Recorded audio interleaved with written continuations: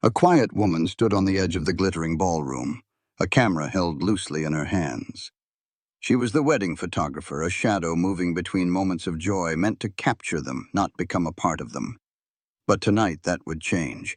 The bride, a vision in white, stopped the celebration with a single shrill cry.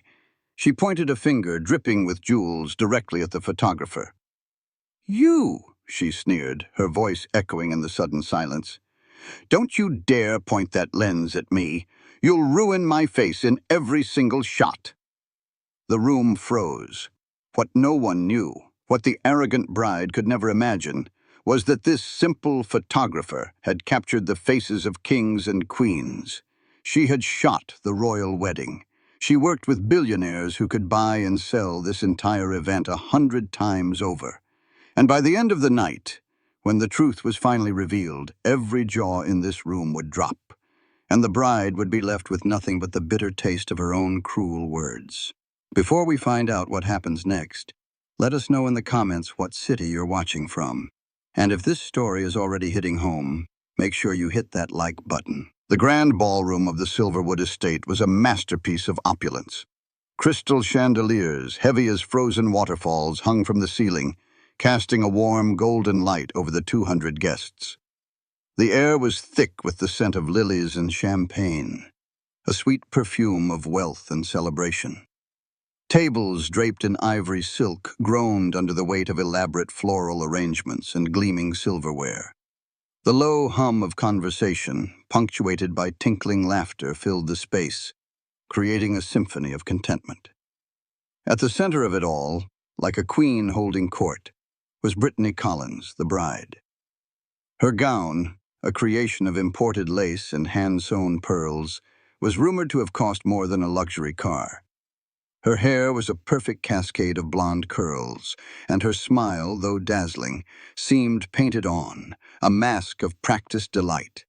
She glided through the room, her hand resting delicately on the arm of her new husband, Ethan, soaking in the adoration of their guests. Danielle Carter observed all of this from the periphery. To the guests, she was just another part of the hired help. A woman in a simple black pantsuit, her face partially obscured by the professional-grade camera she carried. Her movements were fluid and unobtrusive, a dance of quiet efficiency she had perfected over years of practice. She captured a candid shot of the groom's elderly grandmother dabbing her eyes with a lace handkerchief, the joyful high-five between two of the groomsmen, the flower girl sneaking a piece of cake when she thought no one was looking.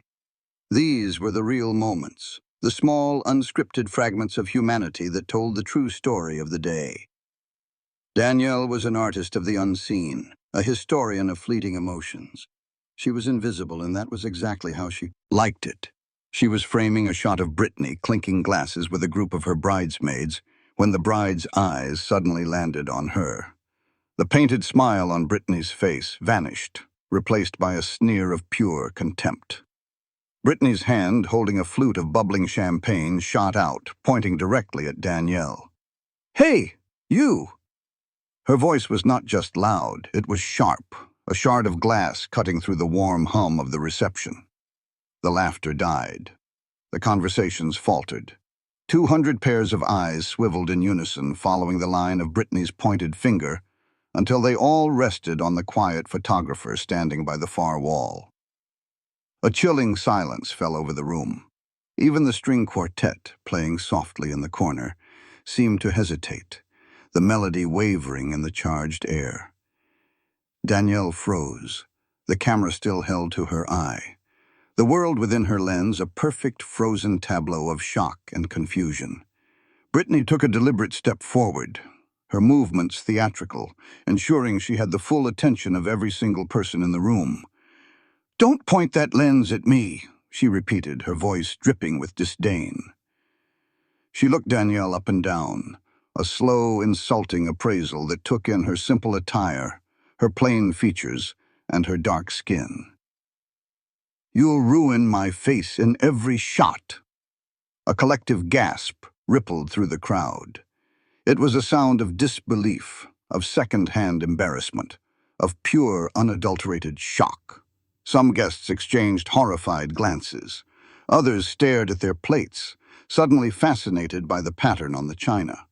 A few of Brittany's friends, the ones who shared her particular brand of casual cruelty, let out nervous, tittering laughs, but the sound died quickly in the heavy silence.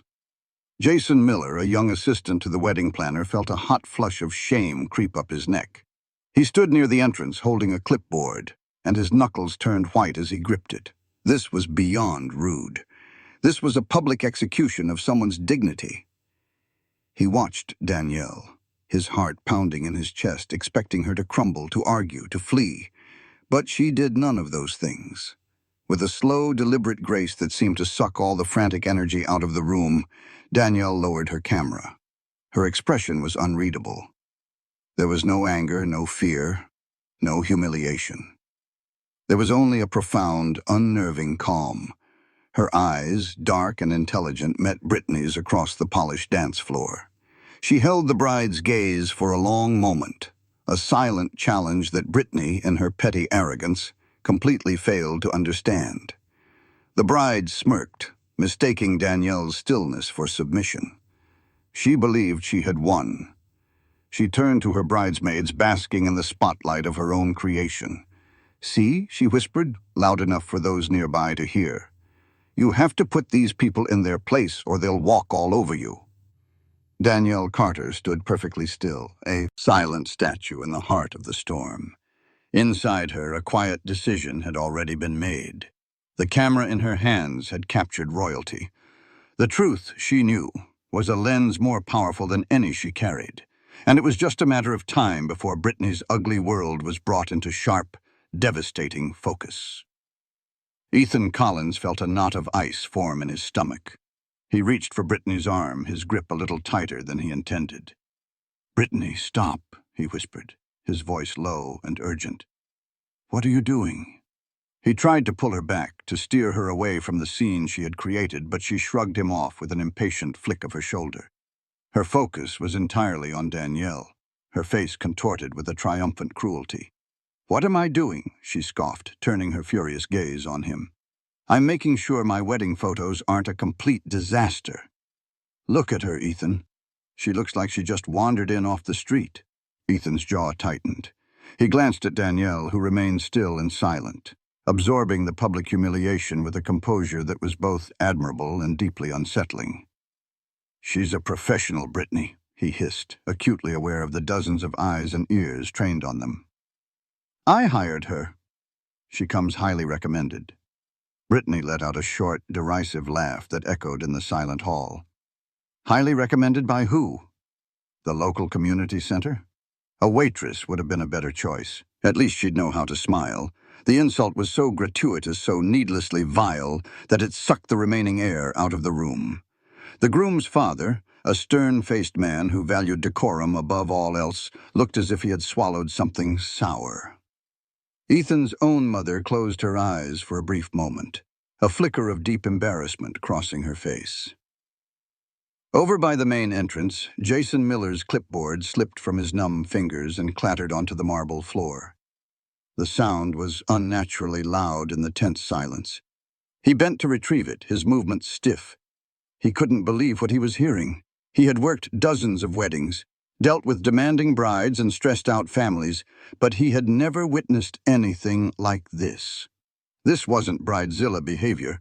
This was pure, unadulterated malice. He looked at Danielle, expecting to see tears welling in her eyes, a tremor in her hands. He saw nothing. Her expression remained a placid mask, but her eyes, he noticed, had a new depth to them. They were not empty. They were watching, recording, processing. It was the look of a strategist, not a victim. Inside Danielle's mind, the world was moving in slow motion. Brittany's words were just noise, distant and meaningless, like the buzz of a fly. The stares of the guests were a blur. All she saw was the unfolding of a predictable pattern. She had seen this kind of arrogance before in boardrooms, on film sets, in exclusive clubs where her presence was questioned until her portfolio was revealed. The sting of prejudice was an old, familiar ache. But this time was different. This wasn't just a random act of bigotry, this was a test. A test she had agreed to, a test that Brittany was failing in the most spectacular way imaginable. The narrator's voice could have whispered her thoughts aloud. Danielle Carter was not just any photographer. She was a giant in her field, moving unseen among mortals. She felt no need to defend herself with words. An angry outburst would only lower her to Brittany's level. It would give the bride the satisfaction of having gotten a reaction. No, Danielle's response would be silent, deliberate, and absolute. She would not lash out. She would not retreat. She would simply wait. She would continue to do her job with the same quiet professionalism she had shown all day.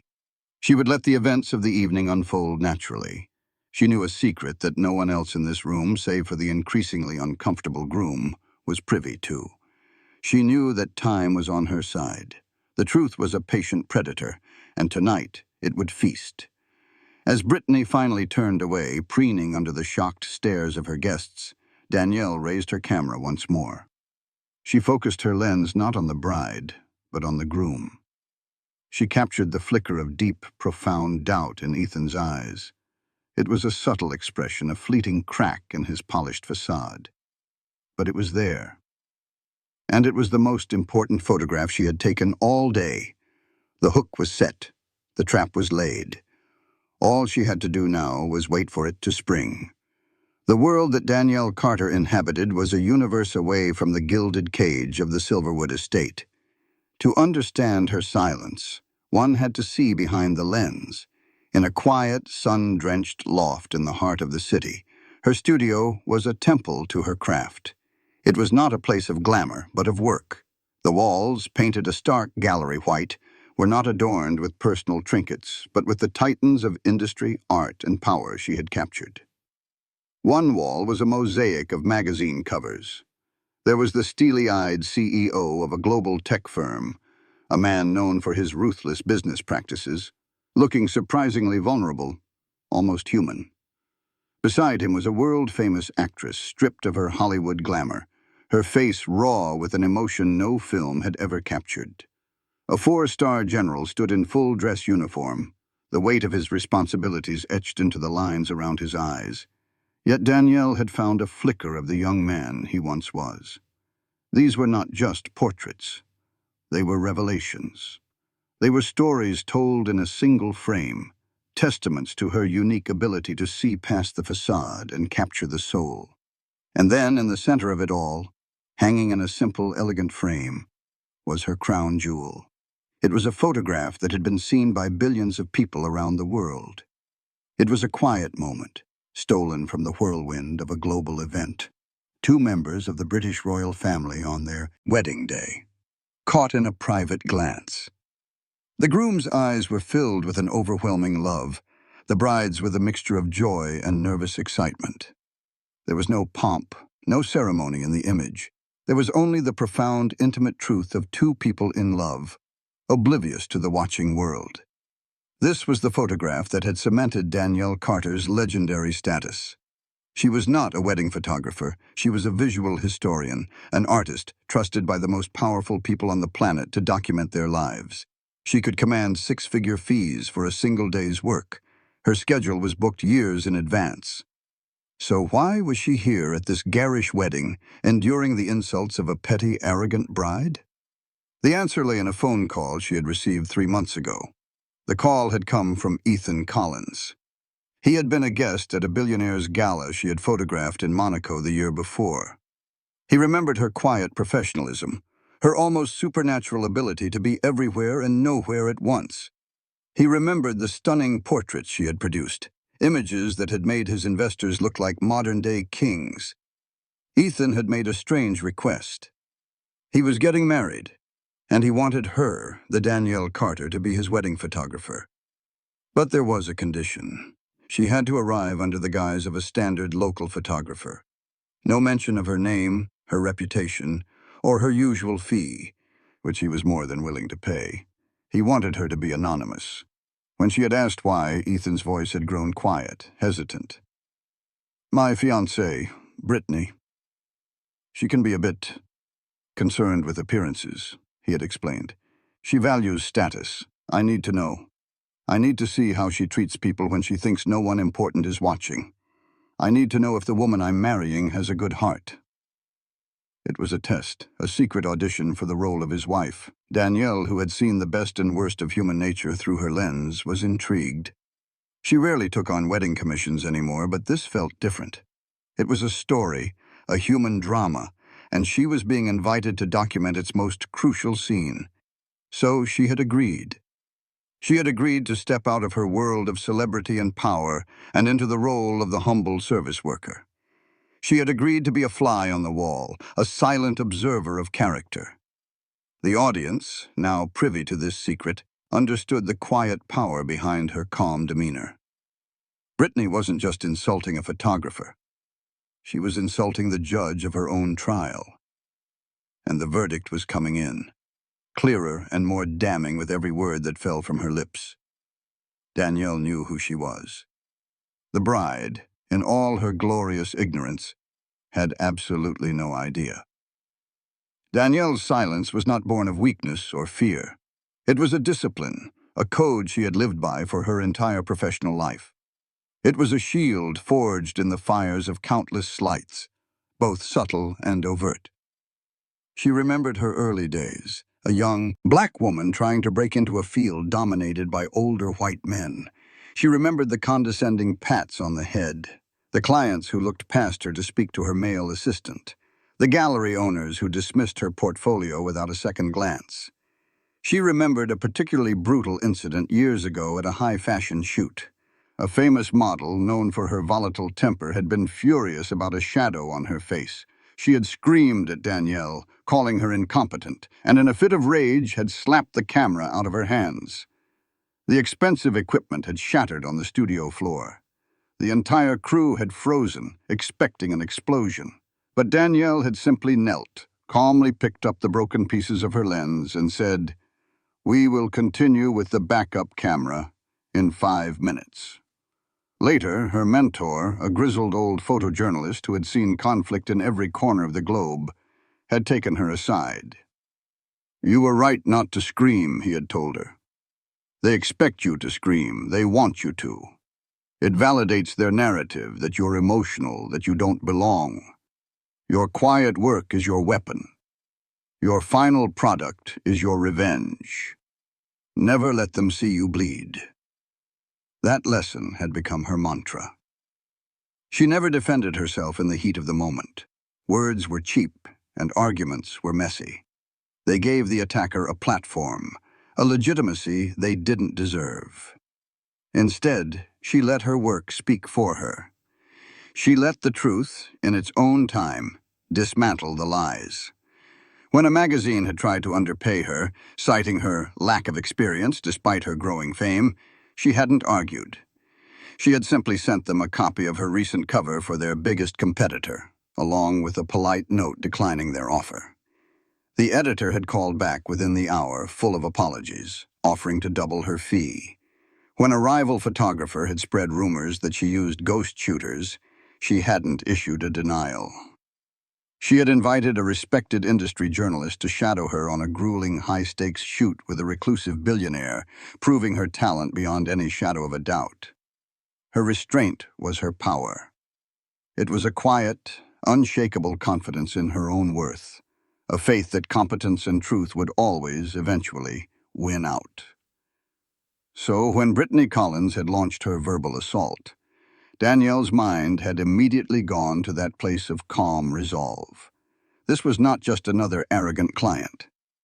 This was personal, but not in the way Brittany intended. This was about Ethan. He had put his trust in her, not just to take pictures, but to be a lens through which he could see the true character of the woman he was about to bind his life to.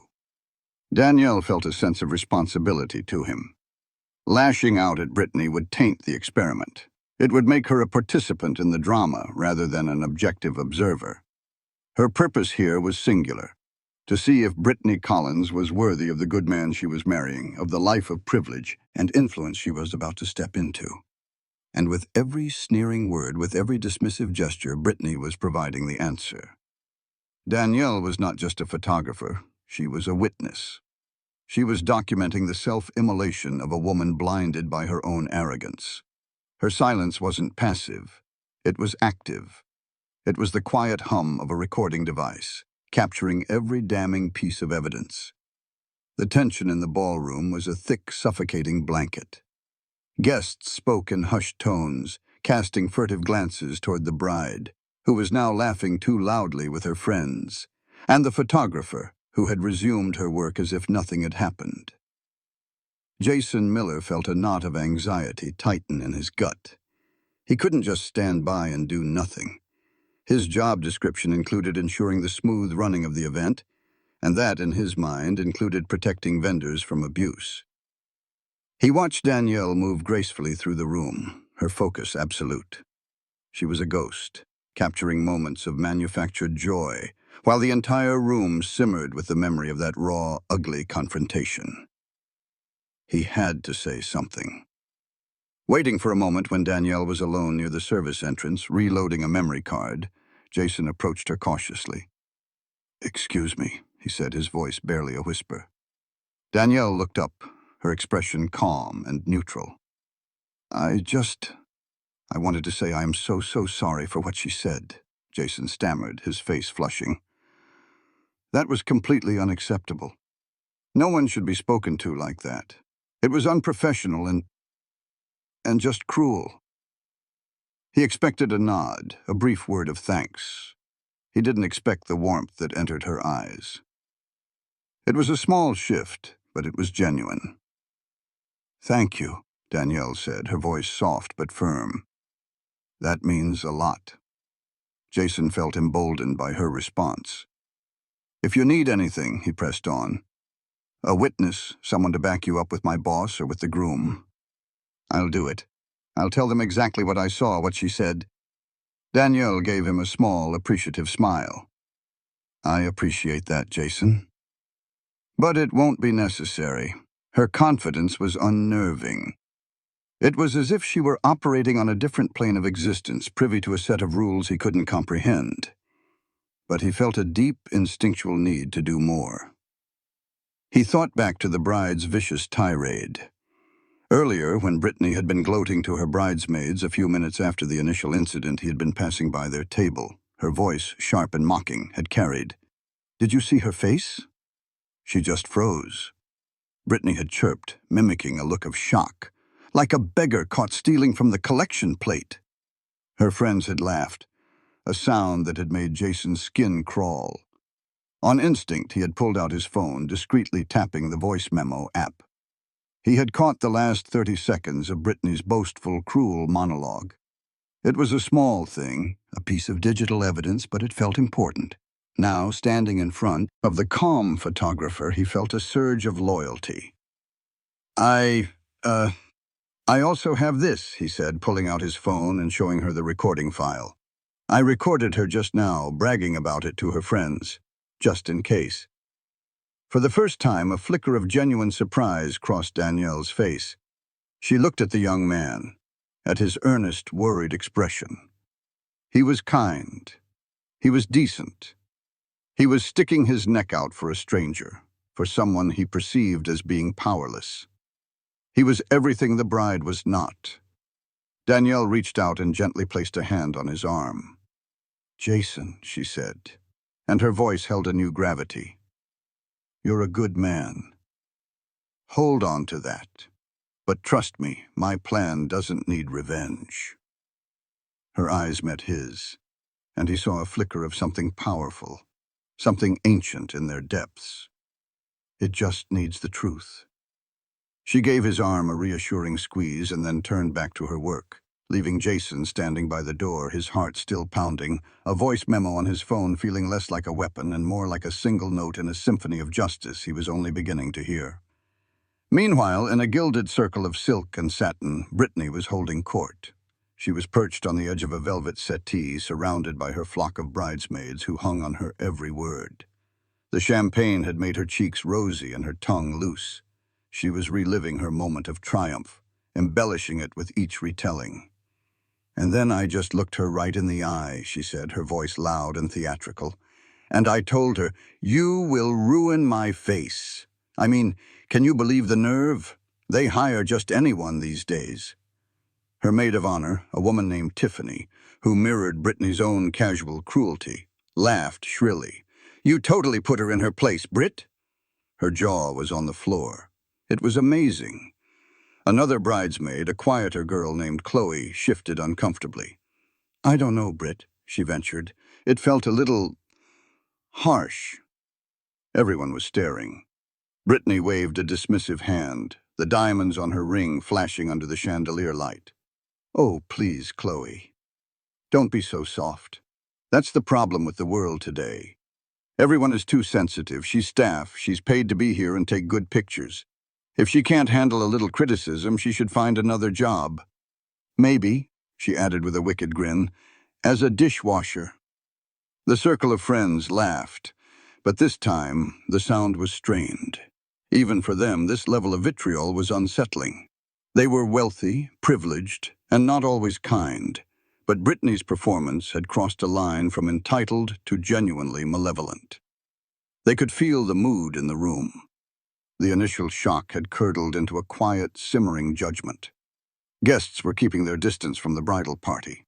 The warm, celebratory atmosphere had been punctured, and a chill had set in. But Brittany was oblivious. She was high on her own perceived power, insulated from the consequences by a lifetime of getting her. "Wait, did you see her face?" she repeated, leaning in conspiratorially. That maid with the camera just froze like a deer in headlights, like a beggar caught stealing. She knew she was out of her league the second I called her out. She took a long, satisfying sip of her champagne, her eyes scanning the room for her next potential victim. She was the queen of this castle, and everyone in it, from the most distinguished guest to the lowest member of the serving staff, was merely a subject in her kingdom, to be praised or punished at her whim. The storm clouds were gathering directly above her head, but all Brittany could see was the sparkle of her own crown. She had no idea that the foundation of her castle was made of sand and the tide was coming in fast. Across the room, Ethan watched his new wife. The smile he had worn all day felt like a lead weight on his face. It was fixed, artificial, and he was struggling to keep it from collapsing entirely. Every time Brittany laughed that sharp, self-satisfied laugh, a muscle in his jaw clenched. He saw the way his business partners were looking at her, with polite, strained expressions. He saw the way his own family was avoiding her gaze. He felt a profound, sinking sense of shame. He had wanted this day to be perfect, a celebration of their future. Instead, it had become a public spectacle of his fiancée's ugliest traits. He had known Brittany was obsessed with status. He had known she could be demanding. But he had mistaken it for ambition, for a desire for the finer things in life. He had never seen this side of her, this deep, casual cruelty. He had never seen her take such pleasure in humiliating someone she considered beneath her. And he was beginning to regret his decision, not just to test her, but to ever propose to her at all. His father's words echoed in his mind, a conversation they'd had months ago when Ethan had first announced his engagement. "She's a beautiful girl, son," his father had said, swirling the amber liquid in his glass. "But watch her. Watch how she treats the waiter. Watch how she speaks to the valet, the janitor, the person holding the door. A person's true character isn't revealed in how they treat their equals. It's in how they treat those they believe have no power over them. A woman who disrespects the staff will one day disrespect you." At the time, Ethan had dismissed it as the cautious rambling of an old man. Now the words felt like a prophecy. He had seen exactly how Brittany treated the staff, and it had turned his stomach. He had stood by and offered only a weak, whispered protest while she tore another person's dignity to shreds in front of 200 people. His silence now felt like complicity. He had failed the test as much as she had. The seed of doubt, planted by his father's warning, was now sprouting, its roots twisting around his heart, choking the joy from his wedding day. Brittany, oblivious, caught his eye from across the room and blew him a playful kiss. Ethan forced his lips into a semblance of a smile, but his eyes were cold. The vibrant, beautiful woman he thought he was marrying was fading before his very eyes, replaced by a stranger, a petty tyrant whose arrogance was a poison, and he was beginning to realize he had just willingly drunk from her cup. Danielle slipped away from the main ballroom, seeking refuge in the quiet solitude of a small paneled library near the east wing of the estate. The noise and tension of the reception faded behind her, replaced by the hushed, comforting scent of old books and lemon polish. For a few moments, she allowed herself to just breathe, to let the mask of calm composure fall away. She wasn't angry. Anger was a useless emotion, a fire that consumed the person who held it. What she felt was a deep, profound disappointment. Disappointment in Brittany's character, and a pang of sympathy for Ethan, who was now shackled to it. But sympathy wouldn't solve the problem. Only the truth would. She reached into the pocket of her pantsuit and pulled out her personal cell phone. A sleek, unassuming device that held more power than anyone in this house could imagine. She scrolled through her contacts, a list of names that could move markets and command armies. She stopped at one name, listed simply as Leo. She pressed the call button. The phone was answered on the first ring. "Danielle," a voice said, crisp and professional with an underlying warmth. "I wasn't expecting to hear from you. Everything all right on your rustic adventure?" Leo, her agent for the past 15 years, was one of the few people who knew about her secret assignment. He had thought it was a ridiculous beneath her endeavor from the start. "Everything is exactly as we suspected it might be," Danielle replied, her voice low and even. She walked over to the large window, looking out at the manicured gardens bathed in the soft glow of moonlight. The bride failed the test. There was a pause on the other end of the line. Leo knew Danielle well. He knew her penchant for understatement. For her to say it so bluntly meant the situation was bad. "How badly?" he asked, his tone shifting from casual to serious. "Publicly, deliberately, cruelly," Danielle stated without a trace of emotion. "It was a spectacle." Leo let out a long, slow sigh. "All right," he said. "What's the play?" Danielle took a deep breath. "I think it's time," she said, her voice dropping to a near whisper, but laced with an undeniable authority. "It's time for people to know who was taking their picture tonight." Leo froze. He was sitting in his high-tech office overlooking a glittering city skyline. But in his mind, he was now in that ballroom. He understood the implications immediately. This wasn't just about exposing a rude bride. This was about detonating a bomb in the middle of a high-society wedding. "Are you sure, Dee?" he asked, the nickname a sign of his concern. "That's a big move. The client asked me here to find the truth," Danielle interrupted softly. "He's about to get it. I want the press release ready, the one we prepared, the announcement of my upcoming gallery exhibition featuring portraits of power, and I want a special mention of my recent private commissions. Include the royal wedding, include the Monaco gala, release it to the top 3 wire services. Time it for midnight, Eastern Standard Time." Leo was already typing furiously on his keyboard. "Consider it done," he said. "The world will know by morning. The wedding blogs will have it by dawn." "Thank you, Leo," Danielle said. "Talk to you tomorrow." She ended the call, the screen going dark. She slipped the phone back into her pocket. A sense of finality settled over her. The first domino had been pushed. The rest would fall in sequence, a cascade of consequences that Brittany Collins had set in motion herself. Danielle stood by the window for another moment, watching the moon. Then she turned, picked up her camera from the small table where she had set it, and walked back towards the ballroom. She returned to her work, a silent shadow in the glittering crowd, as if nothing had happened at all. An hour later, as the night began to wind down and guests began to contemplate their departure, Ethan Collins stepped onto the small stage where the band had been playing. He tapped the microphone, and a soft feedback hum silenced the remaining chatter. "If I could have everyone's attention, please," he said, his voice steady but carrying a new, unfamiliar edge. "Brittany and I would like to propose one final toast. We'd like to invite our close family and friends to join us here at the front of the ballroom for something a little special. Brittany, who had been gossiping with her friends, looked up, a delighted and smug smile spreading across her face. She assumed this was another surprise for her, another public declaration of her new status. She smoothed down her dress, preening for the audience, and glided toward the stage to stand beside Ethan, her hand possessively on his arm. Guests began to shuffle forward, a mixture of curiosity and fatigue on their faces. Jason, the wedding planner's assistant, felt a nervous flutter in his stomach. He saw the look in Ethan's eyes and knew this was not a standard end-of-night toast.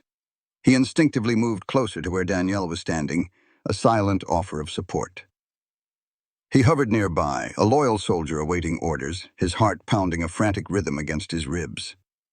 Danielle, however, showed no signs of nervousness. She calmly unclipped the standard lens from her camera and replaced it with a portrait lens, one she favored for its ability to capture raw, unfiltered emotion in low light. She adjusted the settings with practiced, efficient movements. The click of the lens locking into place sounded like the cocking of a rifle in the tense, expectant quiet. The air in the ballroom grew thick, heavy, with an unspoken tension that everyone could feel but no one could name. The smiles on the guests' faces were strained, their postures rigid. They knew they were about to witness something significant. This was no longer a wedding reception.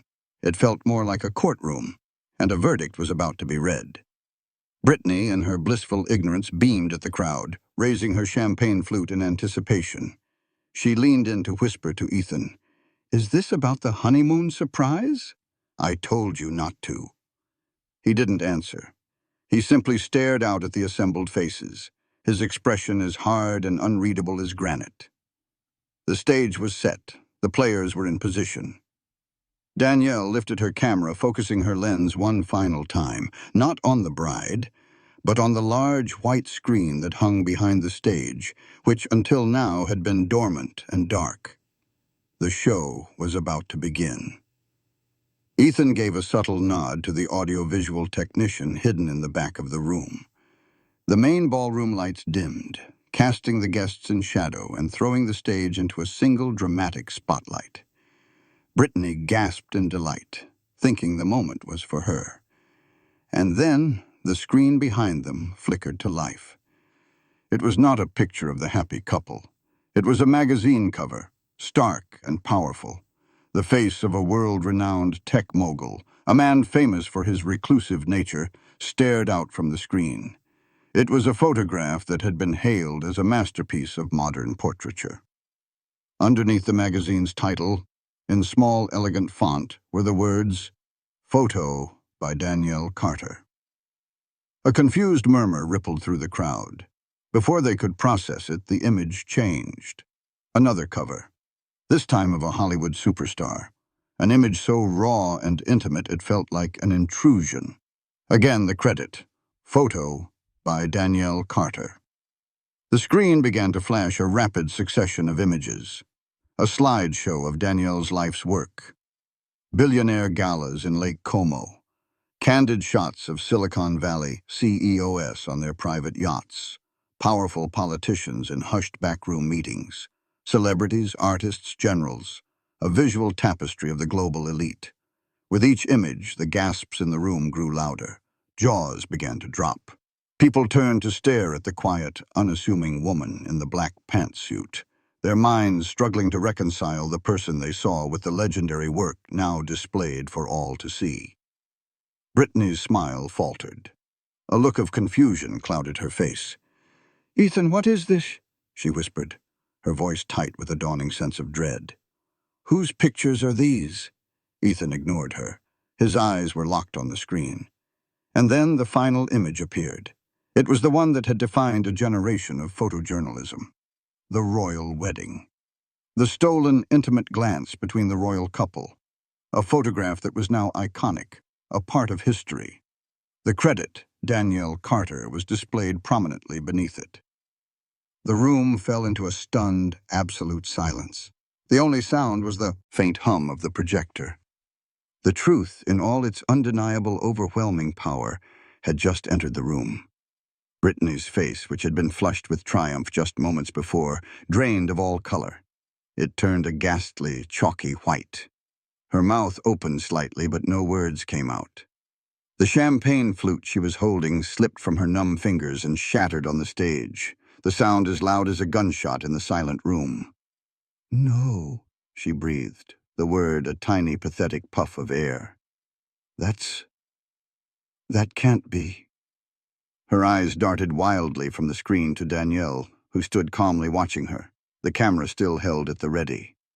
The woman she had mocked, the woman she had called a maid, the woman she had tried to publicly humiliate, was not just a photographer. She was a legend. The trap had snapped shut. With the iconic royal wedding photo still glowing on the screen behind her, Danielle Carter took a single step forward. She moved from the shadows at the edge of the stage into the soft glow of the spotlight. In that moment, her entire demeanor shifted. The quiet, unobtrusive photographer vanished, and in her place stood a woman of immense presence and authority. She did not need to speak. Her calm, steady gaze was enough. The narrator's voice could have boomed through the ballroom, echoing the thoughts of every stunned guest. This was not some local wedding photographer. This was the woman trusted by kings to capture their legacy, the artist sought out by billionaires to reveal their humanity, the professional respected by generals to document their strength. This was the eye that had seen the inner workings of global power, and tonight it had been focused on them. Then Ethan spoke, his voice ringing with a clarity and force that no one had ever heard from him before. He turned not to the guests, but directly to Brittany, his words a cold, hard judgment. "Her name is Danielle Carter," he announced, his voice cutting through the silence. "She is one of the most respected photographers in the world." He paused, letting the weight of that statement settle. Then he delivered the final, devastating blow. "She shot the royal wedding, and I asked her to be here tonight, anonymously, as a test." He turned back to the crowd. "A test of character. A test to see how the woman I was to marry would treat someone she believed was beneath her." The silence in the room was now absolute. It was a heavy, suffocating silence, filled with the crushing weight of Brittany's public humiliation. Every eye was on her, not with pity, but with a cold, unforgiving judgment. Brittany's knees literally buckled. She staggered back a step, her hand flying to her mouth. A choked, strangled sob escaped her lips. "Ethan, no, I didn't know," she stammered, her voice a pathetic, pleading whine. It was the desperate cry of someone who wasn't sorry for what she had done, but sorry she had been caught. The excuse was so weak, so transparently self-serving, that it only served to damn her further. The trap hadn't just snapped shut. It had eviscerated her. The whispers started almost immediately, a low, venomous hiss that spread through the crowd like wildfire. "Did you hear that?" She mocked her. My God, the arrogance! I can't believe I witnessed that. The guests were no longer just attendees at a wedding. They were witnesses to a character assassination, one that Brittany had performed on herself. Brittany turned to Ethan, her eyes wide with panic and disbelief. "Ethan, please," she begged, grabbing for his arm. "It was a misunderstanding." "I was stressed. You know how I get." She started to sputter excuses, a frantic, incoherent stream of words about the pressure of the wedding, the desire for everything to be perfect. But her words were hollow, meaningless. Everyone in the room had heard the sheer venom in her voice earlier. They had seen the cruel smirk on her face. This was not a misunderstanding. This was who she was. Ethan pulled his arm away from her grasp as if her touch had burned him. His face was a mask of cold fury and profound disappointment. "There is no misunderstanding, Brittany," he said, his voice dangerously quiet. "I saw who you are tonight. Everyone saw who you are." He took a deep breath, and his next words sealed her fate. "This wedding is over." Another collective gasp, this one louder. more shocked than any before. The groom was ending the marriage at the reception. It was a scandal of epic proportions. Before Brittany could even begin to protest, a new sound cut through the air. It was the sound of her own voice, tinny and distorted, coming from a speaker. "Did you see her face?" That maid with the camera froze like a beggar caught stealing. Jason, seeing his moment, had stepped forward and connected his phone to the sound system. He played the voice memo he had recorded, and Brittany's gloating, cruel words filled the silent hall, an undeniable audio testament to her malice. The recording silenced every last defender she might have had. It was the final nail in her coffin. The room was utterly still, the only sound the echo of Brittany's own hateful laughter from the recording. When it finished, Brittany let out a gut-wrenching sob and collapsed onto the stage, a heap of expensive lace and shattered pride. She was speechless, broken, utterly and completely humiliated in front of everyone she had ever wanted to impress. Through it all, Danielle Carter remained calm, her camera down, her expression one of solemn observation. She was not a victor. She was simply a witness to the inevitable truth. And in that moment, a smattering of applause broke out, not for the drama, but for Jason. Guests turned to the young assistant, nodding their heads in respect for his quiet courage. He had stood up for what was right, and in that room, at that moment, it was a victory for decency itself. Ethan looked down at the sobbing woman at his feet, and for the first time he felt nothing. No love, no pity, only a vast, empty sense of relief. The charade was over. He turned to Danielle, his eyes filled with a gratitude that went far beyond words. "Thank you," he said, his voice thick with emotion. "Thank you for showing me the truth. I'm sorry you had to endure what you did, but you've saved me from a lifetime of misery." Danielle simply nodded, a silent acknowledgement. She understood. Then Ethan turned his attention back to Brittany. He knelt, not in sympathy, but to speak to her directly. His voice low so only she could hear, though his sentiment was clear to everyone watching. "You think you disrespected a photographer," he said, his words cold and precise. "You're wrong. You disrespected me. You disrespected my family. You disrespected my values and everything I thought we were building." He stood up, towering over her. "You don't just disrespect people you think are beneath you, Brittany. You have no respect at all, and I can't build a future with someone like that." The groom's father, who had been watching the entire scene unfold with a grim expression, walked onto the stage. He placed a hand on his son's shoulder, a firm, supportive gesture. He looked at Brittany, crumpled on the floor, with an expression of pure disdain. He didn't need to say a word. His silent approval of Ethan's decision was the final verdict. Two security guards who had been standing discreetly by the exit moved forward. "Please escort Ms. Collins out," Ethan said, his voice void of all emotion. He no longer called her his wife. He didn't even use her first name alone. He referred to her as if she were a stranger being removed from a business meeting. The guards gently but firmly helped Brittany to her feet. She was still sobbing, her makeup a disastrous mess, her designer gown now looking like a pathetic costume. As they led her away past the rows of silent, staring guests, a harsh whisper cut through the air. "She'll never recover from this." It was true. Her status, the very thing she valued above all else, had been stripped from her in the most public and brutal way imaginable. She had walked into the ballroom as a queen. She was being dragged out as a pariah.